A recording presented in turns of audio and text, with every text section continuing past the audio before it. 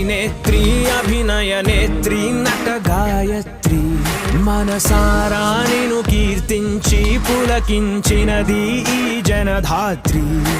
నిండుగా ఉందిలే దుర్గ దీవెనం ఉందిలే జన్మకో దైవ కారణం నువ్వుగా వెలిగే ప్రతిభాగుణం ఆ నటరాజుకు స్త్రీ రూపం కళకే అంకితం నీ కణకణం వెండి తెరకెన్నడో ఉందిలే రుణం పేరుతో పాటుగా అమ్మనే పదం నీకే దొరికిన సౌభాగ్యం మహానటి